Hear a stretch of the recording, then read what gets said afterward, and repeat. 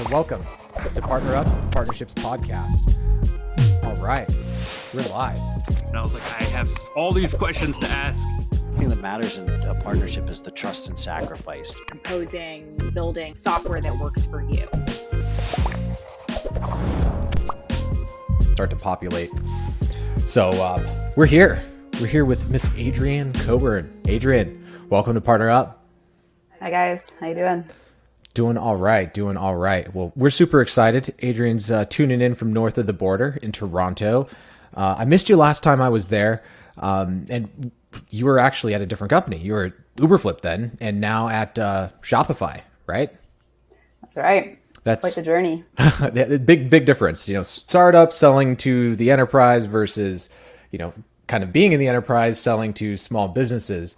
But before we hop in and get all the way into Adrienne's background and what we're going to be talking about today, quick reminder that this episode is sponsored by Crossbeam. Crossbeam is a partner ecosystem platform that acts as a data escrow service that finds overlapping customers and prospects with your partners while keeping the rest of your data private and secure. So you can sign up for free at crossbeam.com.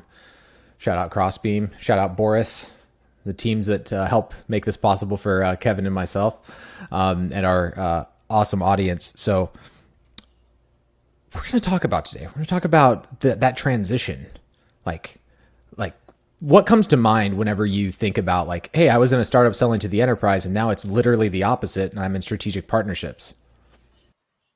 Yeah. I mean, it's been the best journey I could have painted for myself. And I think getting into partnerships, I had no idea. It was like, take what job kind of comes to you, because people weren't bashing down my door for those first couple jobs. And I couldn't have painted a better path to be where I am today, to have the knowledge that I've gained along the way. Because I think starting at a company like Uberflip, and for those who don't know, Uberflip's kind of a past the startup stage, but definitely still a growing company, kind of 150 people, where they brought me in to kind of figure out what is partnerships and what does it mean to us and where do we fit into the ecosystem.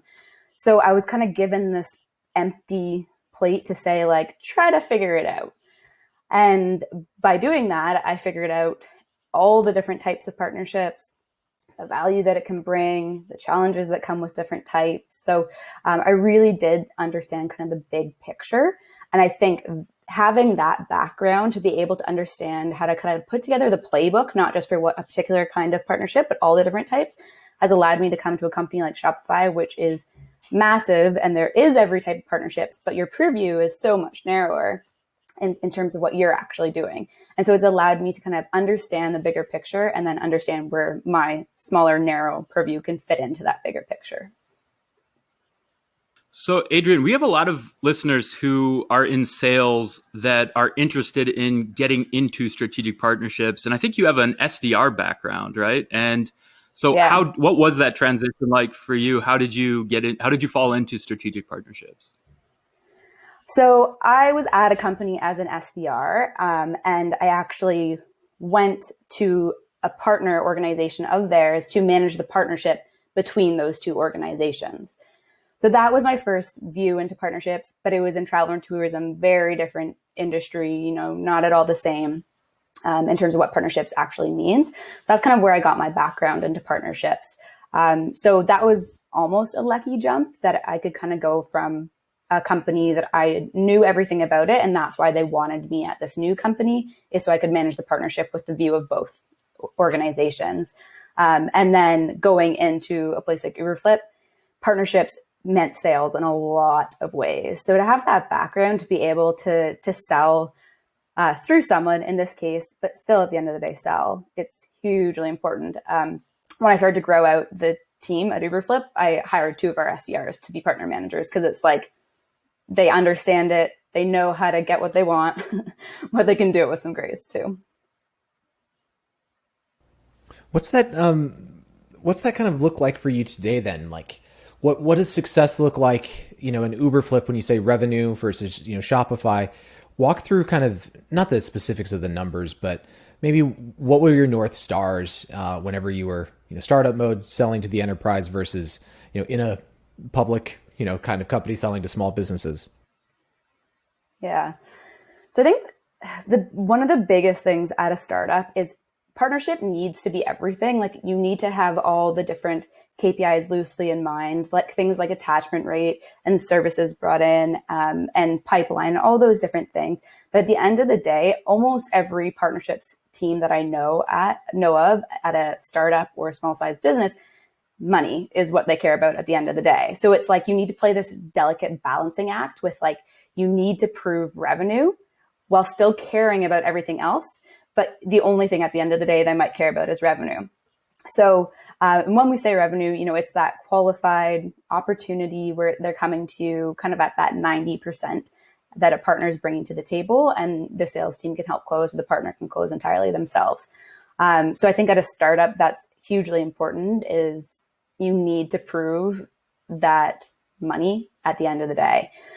Where at a larger organization, it's of course important, but there's those other things that might have been like kind of side KPIs can become increasingly important. So, for example, services rendered. So like the amount of services that our agency partners are doing at Shopify is one of our major KPIs, because that is what makes that the partner so important, is because for the merchant, that's what we're not giving them those services, the partner is.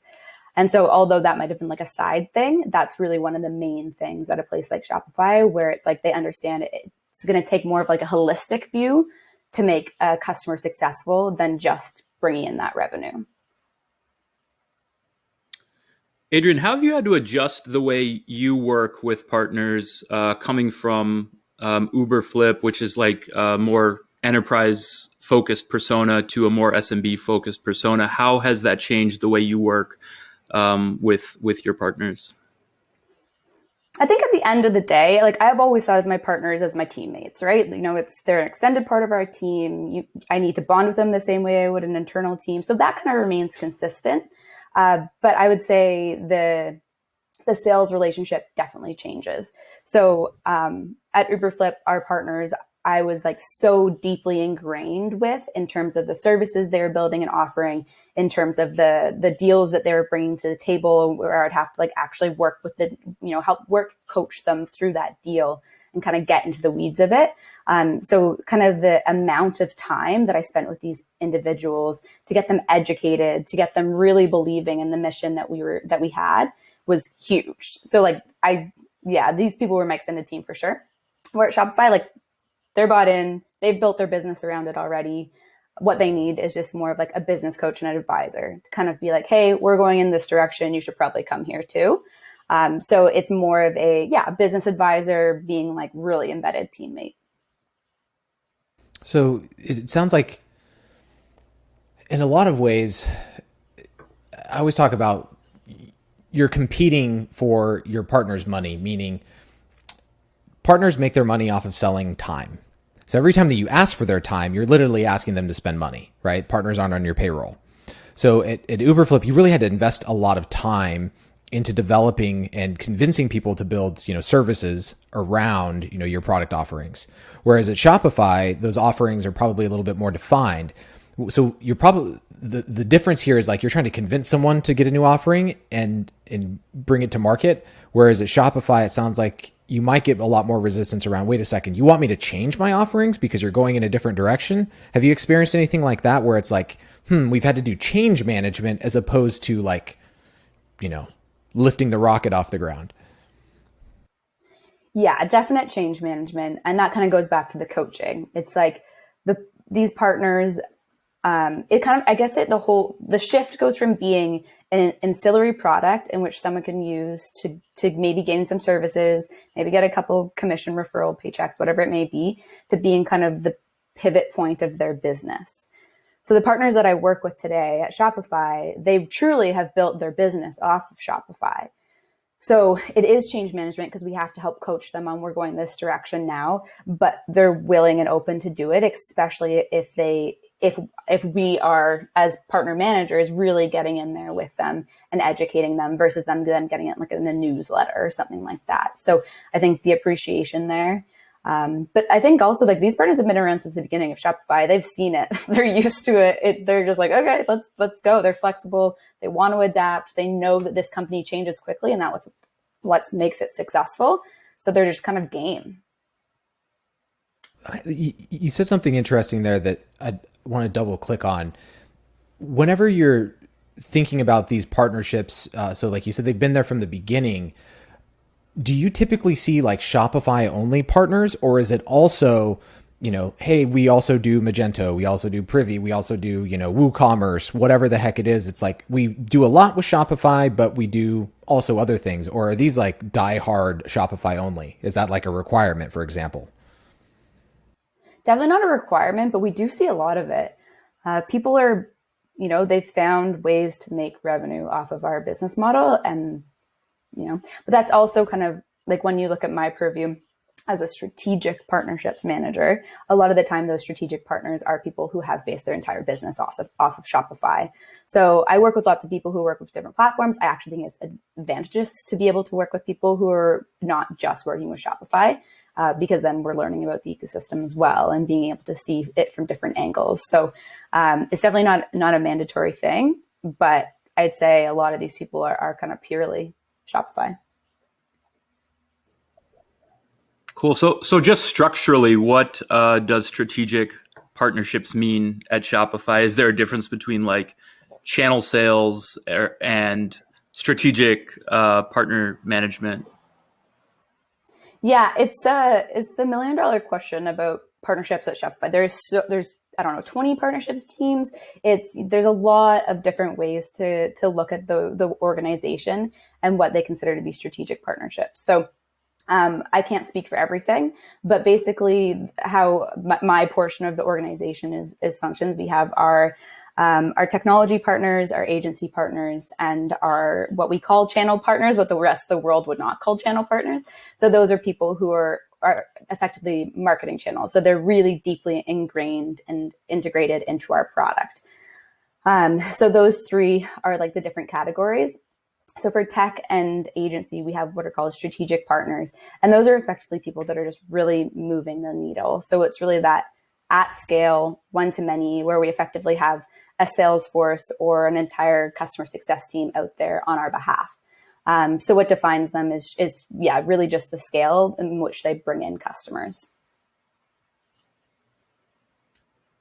Cool. So yeah, I mean, I went from HubSpot where we kind of saw the same type of partnerships where they were really building their business off of our platform to going to a company like Typeform where it's kind of more ancillary.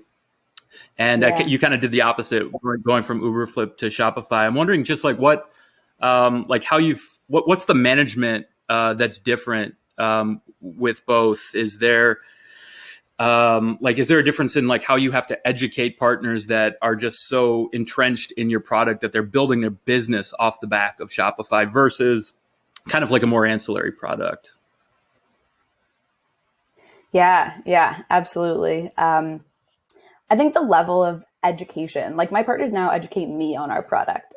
Like they sell me on the new features because, they're that kind of invested and ingrained in it.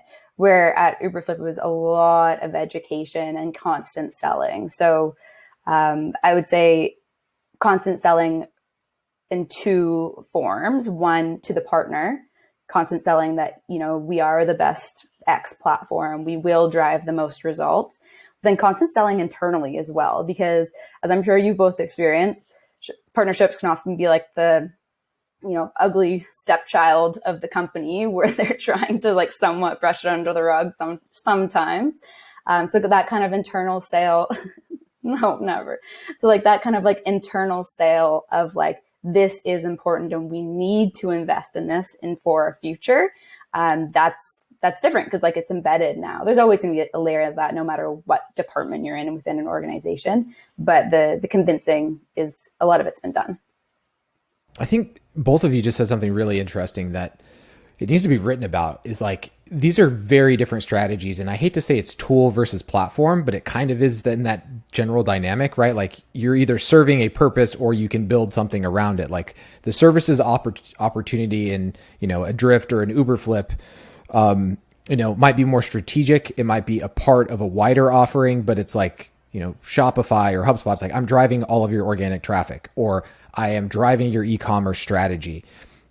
This is like a foundational thing where you need to understand what you're operating with and whether or not partners can build a business around your business. So having seen that happen at Shopify, what would you say to someone that's, kind of starting up on partnering up? Like, what do you think some of those indicators are as to whether or not you could build a business around, a SaaS application? Sorry. So for a partner to build, like for an agency to build their business, or for a partner, for an organization to build a partnerships team? I guess you could go both ways, but specifically around if you were to, come into a company and they were like, hey, we've had some people, agencies, consultants, whatever, helping bring us into some accounts, like build a partner program. It seems like you need to make a choice right then and there. Are we a tool or are we a platform? How would you go about evaluating which one and which strategy you would take? I mean, I think it's difficult to be a platform before you have the market share to be a platform. So, that's something where I think people get really hung up on this fact that we all need to be platforms. Not everybody can be platforms. If we're all platforms, then it would just be all these things floating out in isolation. Like, somebody needs to have the strategy that they want to plug into a greater ecosystem. So I think, I would say it's like, you can grow into being a platform, but it's a very hard place to start before you have the customer base, the market share, the product breadth to actually be able to do it. And then, to be able to make the decision, like, we don't actually want to grow to the place where people are plugging into us. This is like a really brilliant strategy to go off of other people. Like, these companies put in huge investments to make these waves. It's like, why don't we just ride that wave a little bit? I don't have the magic answer as to like where you decide that or how you decide it, but I think that we get very caught up in the fact that everybody should be a platform. Did I? Oh. I think you just did. You did, because the answer is, if you have to ask that question, then you're not a platform, right? Like, you grow into it, you become a platform. Right. I mean, Salesforce didn't launch the App Exchange until they were, 150 million in revenue.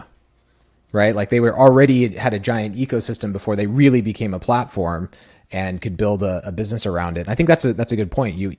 Every company really starts off as a tool, right? As a point solution, as a painkiller for something in particular. And you might have an opportunity to grow into a platform, but there's few and far between, right? You either work up from the data or down from the experience. And there's, it's like CMS, website management, right? There's like experience underneath that. Then there's like data. So if you're not at the top or the bottom of those, you're somewhere in between. You're probably a solution versus a platform. Yeah. I mean, you said something insightful, which is like every SaaS company wants to be a platform, but not every SaaS company should be a platform. And so like every platform should have a channel program probably, but do you think that every SaaS company should have a channel program if they're not a platform and if they're more of a tool? I mean, I'm probably biased because it's where I'm going to make my money the rest of my life. But like, yes. I think maybe it's not a channel program, but definitely a channel strategy, because almost any SaaS tool that's out there is going to get someone coming to them and saying, how do I partner with you? And whether that's reselling or referral partner or integrating or whatever it is, people are going to come to you and people are going to say that. And so if you are saying a different thing to every single person who comes and says that, then the redundancy is going to be huge, first of all. But then you're going to end up doing your clients and your customers a disservice in the end, and your partners a disservice in the end, because you're going to have a very disjointed solution. So even if it's not like a full-fledged program with like tiers and, different, like all the very solid agreements, there should definitely be a strategy about how we work with partners and when do we say no, I think is an important part of that as well. You make a good point. I like to tell a lot of people don't. It's like, don't do it. Don't do it. If you're questioning it and you're not committed, I think that's the other thing is like, it's yes, if you can commit to the learnings and the journey. That's the reason why Kevin and I decided to start this podcast. It's just like most people are figuring it out on their own. And then what happens is that someone in some other department gets thrown into partnerships and says, figure it out, but without the full support of the business. And in that situation, I would say, like, who do you report to? Do you report to the CEO? Right. Is the CEO bought in, or is this an experiment? If it's an experiment, good luck, right? Like, it's the luck of the draw. You're really between a rock and a hard place to figure it out if you don't have buy-in, which you said, selling internally, you spent a lot of time doing. Yeah. At Shopify, are you still selling internally? Always. I think, if you're doing your job right, there'll always be some level of selling internally, regardless of how established, but it's bigger than me now. And I think that's the thing, right? It's like, you could say that our partnerships team is like 200 people. Like, we have so many individuals dedicated to making this work. And so it becomes less about like, I have to pitch this thing in, but you're consistently proving value and pivoting to fit where the company's going. So I think that's something where that could be looked at as selling in with your company, consistently like keeping up with whatever changes are made to sell how do partners fit with that. Because if you're not making that pivot, then that's where a partnership team can kind of get like left in the dust, I guess you could say. So selling internally to like kind of a more established company, what resources are you really like selling to obtain at a public company that's growing quickly and has already invested kind of like in channel? I mean, you have a lot of the same problems, right? Like, I always want more employees on my team. Like, I'm consistently like, give me more. Like, that's not the right answer. I know that. I would tell anybody that it's not the right answer. But like, at a certain point, you want that. So I think this is the same things when it comes to budget and hiring employees and all of those types of things. I would say the other big piece is selling in partner fit. So like, whenever there's a new program that's released, I'm consistently like, hey, how are partners going to be working with that program? Like, the new product, like, hey, who's doing the services off of that product? Have we developed a strategy for referring merchants to our partners who are using that product? So I think that stuff is just like, you always have to kind of put your hand up and step into these different areas where you're not necessarily being asked to just be the voice of the partner. I'll take a different direction here. I'm more curious to dive a little bit deeper into what are some of the best lessons that you've learned that you're like, I wish people could know about this inside of a partnerships function and role. So this has been something that you're passionate about. There's not too many partnerships people that I hear say, I'm going to be making money like this the rest of my life. So people like BD people go in and out. It happens all the time. So like, yeah. What are some of the lessons that led you to say like, hey, I'm going to be doing this forever? It's not a lesson. I'm going to twist your question, but hey, that's what I do. It's like, why do I say that? Like, why do I want to be involved in partnerships the rest of my life? And it's like my whole kind of schooling career and my first couple jobs at a school, I was always like, I'm not a salesperson and I'm not a marketer and I'm not a customer success. Like, I am not any one of those individual things, but I have an interest in every single one of those things. So I don't necessarily want to be the one that is the account manager working with the customer success team, or I don't necessarily want to be the demand gen marketer, but I do want to have influence over how those things function. And that's what partnerships is. It's being able to kind of weave the fabric together of an organization through the partner lens to be able to involve your partners in all these different angles. So you're not being the marketer, but you're absolutely influencing the marketing team and how it's operating. So I don't know what your question was. That's why I keep doing it, because I just think it's the most interesting way to like be a part of everything within an organization, but not actually be on an individual team doing it. I love that answer. It's like, full stack employee that gets thrown around a lot these days. Entrepreneurial spirit. In my opinion, partnerships is the hardest job in SaaS. That's why I say a lot of folks don't stay there, because you have to do a little bit of everything, right? Like it is Jack, Jill of all trades. And you have people like Pete Caputa, who was on, last episode, and Pete's now the CEO of Databox. People that crush it in partnerships oftentimes go on to start their own ventures. Bobby, was in partnerships, and then he was the CRO at Twilio, CRO at Next, right? Like they move on to other things as well. But I think, if Adrienne, Kevin, the ecosystem we have our way, like we could actually create an ecosystem of partner professionals, right? The same way that there's a sales profession. So hopefully we can share the secrets and do some stuff like that. What are, I love the way you answered the question, but what are some of the key lessons that you've learned where it's like, wow, that one stuck with me. It was painful, or it was insightful, around strategic and, I guess, channel partnerships?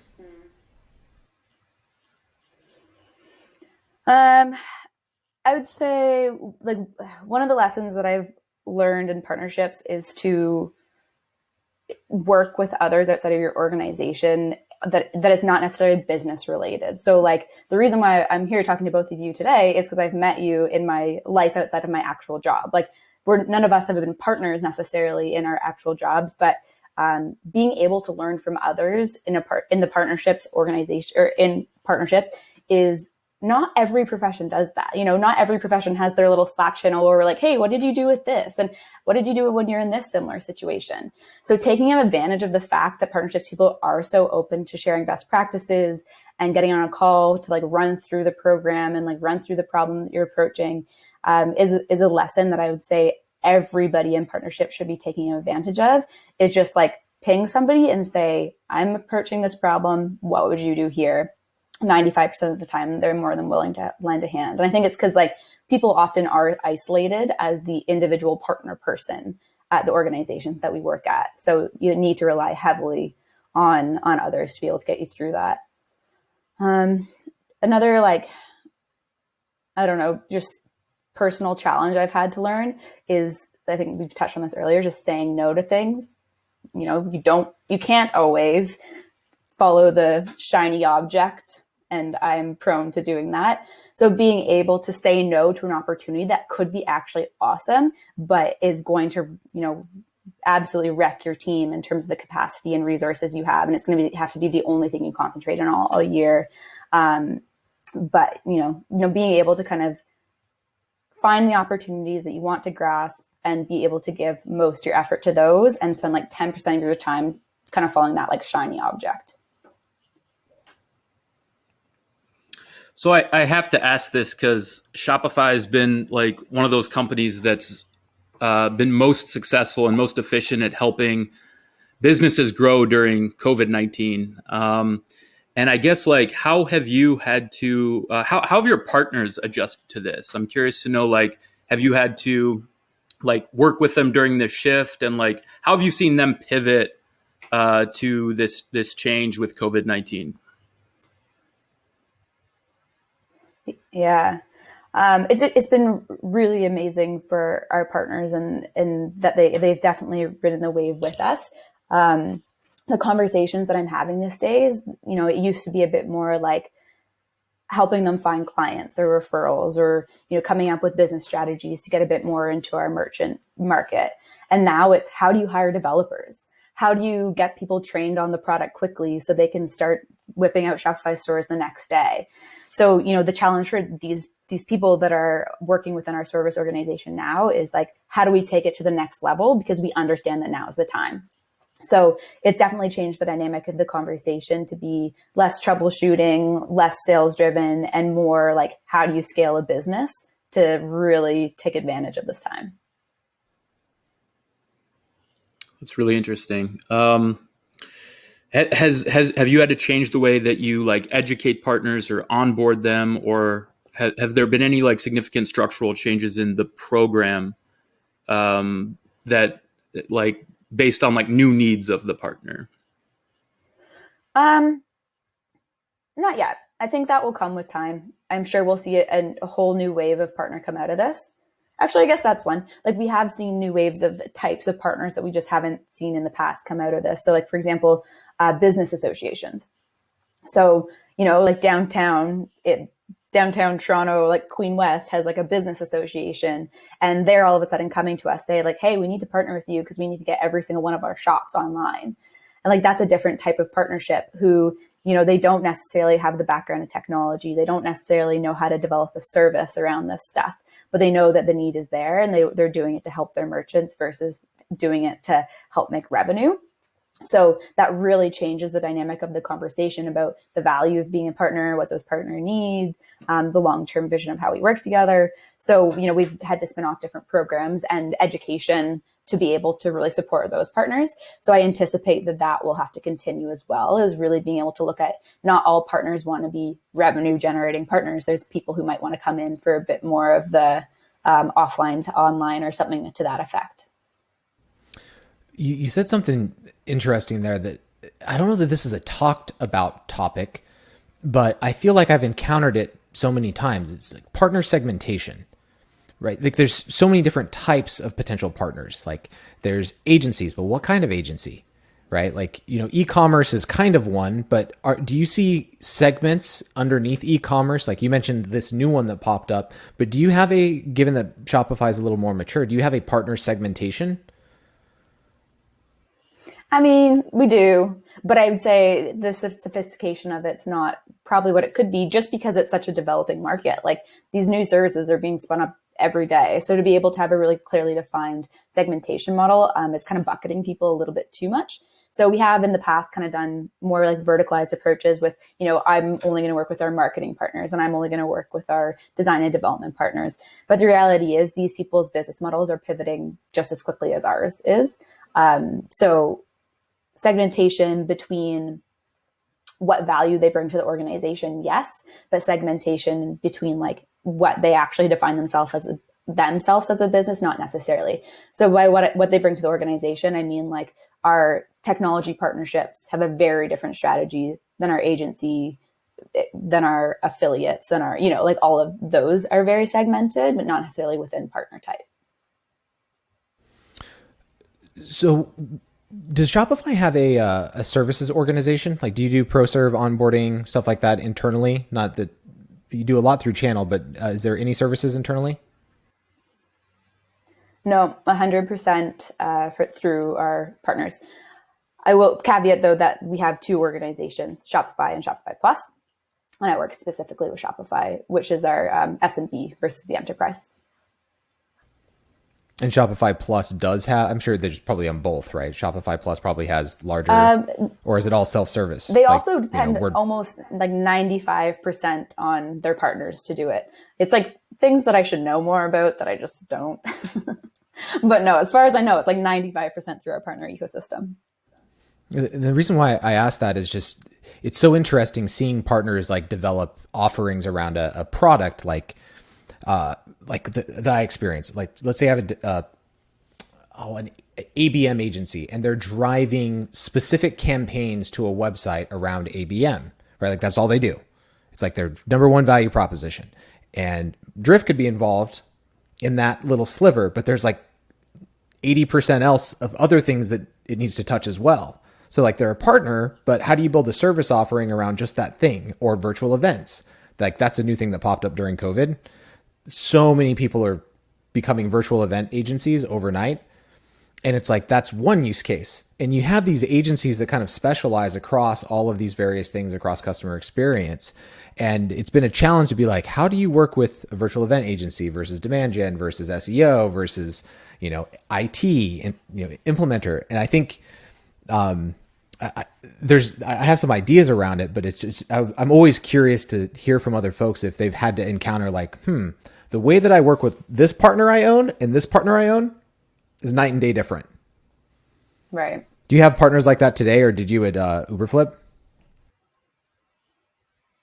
Definitely at Uberflip, because it was a lot more one-to-one. So we had to, like depending on the service that they were running, we would kind of have our own strategy, and whether it was what they were trying to do, like the product was too small and they needed to do it more at scale, like that was a strategy, versus if they could do like a bunch of bundled services surrounding the product, that was a strategy. And it was so one-to-one in the way that we were advising partners and working with them to develop those strategies, that I had a lot more kind of insight and intel and an enablement that I was doing to do that.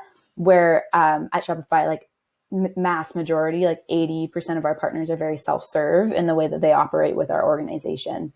So, we develop content, we develop enablement programs and trainings and that kind of thing that these people can embrace if that is what the direction they want to go. But it's very much up to the partner to figure it out. One thing we haven't talked about yet is tiering. Do you have tiering in place today with different levels of partners based on various metrics, success, client stories, et cetera? No, we don't have tiering in place. But how it works is the strategic partners kind of work with that top percent of the agency partners. So in some ways, I guess we do, but I could work with a growing partner if that's, if I found that there's someone with a lot of potential that's within the ecosystem, I could just as easily work with that person as well. So yeah, it's interesting that a company of our size doesn't, and I don't know the background behind that decision. But I can tell you that it definitely gives lots of opportunity for people to kind of make it what they want, where I feel like sometimes tiering can be a bit structured in what it allows a partner to do. I think I believe in tiering and I think that there's a lot of value in it, but it's definitely not a one size fits all as to whether companies should do it. That's interesting that Shopify does not have tiering. So you're a believer then. You think, if you were starting a program, over in a, scaling organization, you'd be like, yes, tiering is one of the tenets of our program. So I tried to do tiering on Uberflip, but it was like when you're starting out a program, it's too fake to have tiering. Yeah. Because I don't have anybody in those tiers. Like if I'm telling you that you're a gold partner, but I only have 5 partners and you haven't reached any of the thresholds that I've put in place to be a gold partner, like it's marketing at that point. And like, that's fine. You can do marketing campaigns. Like that's one approach. But I think at the beginning stages, I actually wouldn't recommend doing tiering. But I would say, like, as your program scales, it is a way to motivate people. People love gamification. People love to see that they're climbing the ranks. They love to hold that badge saying, like, I'm number 1 or I'm in the top, to be able to prove it. So I do think that it really motivates partners and gets them to buy in a little bit more to doing like the long-term thing with your company. All right. So it's definitely one of those big projects. It's not hey, let's throw up a tiering page and it'll figure itself out. Like it has to be very thoughtful because you can turn people away completely where it's like, I'm not jumping through all those hoops and I'm not even going to bring you that first client because I see the game and I don't want to play it. But if you do it right, you can take them along the journey. Yeah, exactly. How have your jobs changed, like going from working with partners with kind of like a more inbound marketing focus to a more e-commerce focus? Like what's been the most significant change in your job as a result of those different channel personas?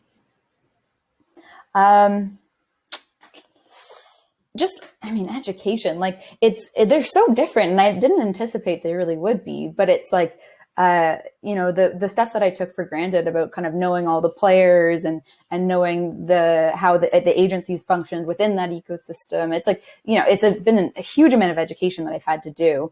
I think with e-commerce, there's a certain amount that you just know intuitively because I experience it every day. Where with something like Uberflip, it's, it's not natural that about B2B marketing software.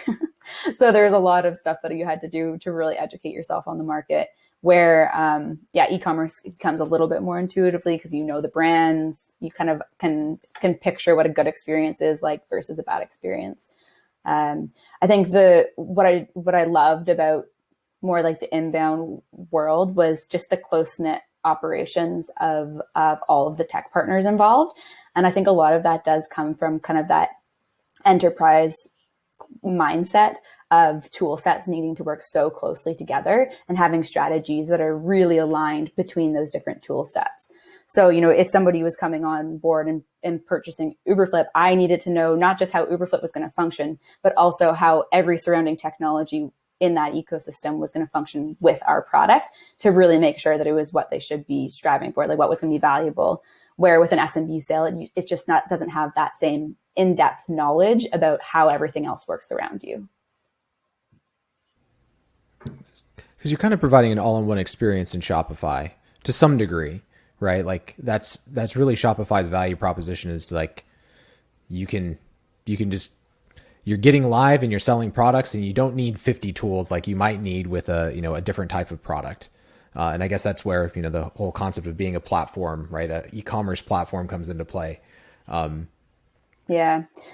I mean, I think we say, we build for most people most of the time, and that the rest of the time is where our partners come in. So like Shopify works with thousands and thousands of technology partners, but they're really app partners, where it's more like Shopify is the actual platform, and then you have these things that plug into it along the way, versus having like 10 kind of equal technologies.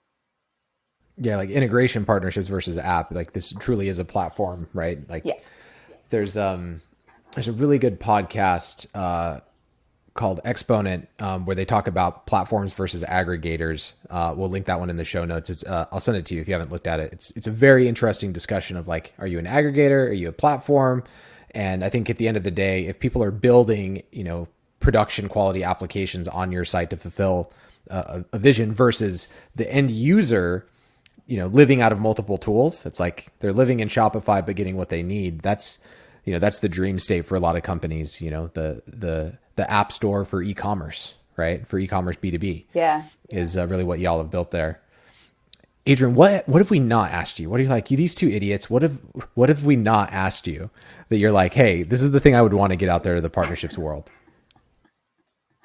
My hopes, dreams, desires. No, I don't know. I think if you were hosting a podcast, what would you ask yourself? That would be an interesting one. I think it's like the partnership career progression question is one that's always kind of come to mind for me, as to like, if I were to have somebody else host a podcast, what I'd want to ask them about. So I actually don't have any advice to give here in terms of how you navigate this, but I think it's like, we're at such a weird advantage and disadvantage as partnership professionals, where there is no carved out path. I think that opens a lot of opportunity for you to be able to carve your own path, but it's hard because you don't really know what to work towards. So maybe I'll throw it back to you guys on this one. What would you suggest to somebody who's looking to really carve out that path and figure out what the next step is for them in their journey? Shopify, I'm not looking, just putting it out there. No, I don't think any of us are. We're all at great companies. I think, if I would have gone back to, I jumped into partnerships a weird way because I had a marketing agency in my own SaaS company, and then I ended up getting into venture-backed, tech in the sales and partner side. But if I could go back and tell myself something, what I would say is go find the smartest people possible in, I wanted to get in B2B and SaaS. Go find the smartest people possible and join a company that's backed by, good folks, and experience that scale, from 50 employees to 500, right? Or from 200 to 1,000. And you go for the learning. And I think that's where most people, I think, lose out, is that I see a lot of people that are bouncing in partner roles from like 100-person company to 100-person company to 100-person company. It's like, you're not going to learn. You're not going to learn. It's like, and their titles have increased 3 times. And I still am like, you need to challenge yourself and see that other side. Like what I'm going through at Drift right now is extremely painful. It's so hard. It's so hard to scale and grow, like with the demands of the market and the business. But I'm like, it's good for you, right? You learn a lot more. Yeah. So I think those people, like the ones that I've seen, like Bobby or Pete, who've seen that ascension, right? From X number of employees to Y number of employees, from X number of revenue to Y number of revenue. Those are the ones that have learned and are the experts. But the ones that kind of like stay for, a couple years at very like the same size companies, I don't see their long-term career getting better, even though they might have better titles, 3-4 years down the road. I really care about the person that understands how to scale a business, because like in the partnerships world, going back to like that entrepreneurial spirit, like full stack employee, I want a broad like range of exposures that I can apply to all of the complexity that we see in partnerships. That'd be my answer. Love that. Yeah. And to elaborate to elaborate on that, I mean, Adrienne, one of the reasons I was so excited to talk to you is because you've had experience kind of like building a program from the ground up at Uberflip, and now you're at kind of a more established company that's in a totally different stage. And I think my advice for people who really want to learn, the things that we're working on is you have to kind of tackle it from different phases, building a program from the ground up, and then like working for a company, I don't even know what your market cap is these days, but it's massive, it's huge. And it's a completely different experience than working at a startup and building a program from the beginning. But I think it's important to really understand the differences in the programs and how to build them at different phases. I totally agree. And I think like, even though I'm not building the playbook this time around, I'll be able to go to another company in my future life and do it with 10 times the amount of authority and confidence, because I know the bigger picture of scalability and what can work and what can't. Love it. I think that's going to be like the perfect spot for us to call this one. Before we go, we got to remind the folks. So this is episode 5. And we're going to be live on everything: Apple Podcast, Spotify. Leave us a review, subscribe, like, all that fun stuff. And before we go, just a friendly reminder that this episode is sponsored by Crossbeam. Crossbeam is a partner ecosystem platform that acts as a data escrow service that finds overlapping customers and prospects with your partners while keeping your data private and secure. So you can sign up for free on crossbeam.com. Kevin, Adrienne, parting thoughts? Thanks, guys. This was fun. Thanks for joining us, Adrienne. That was awesome. Yeah. Peace out, Partner Up community.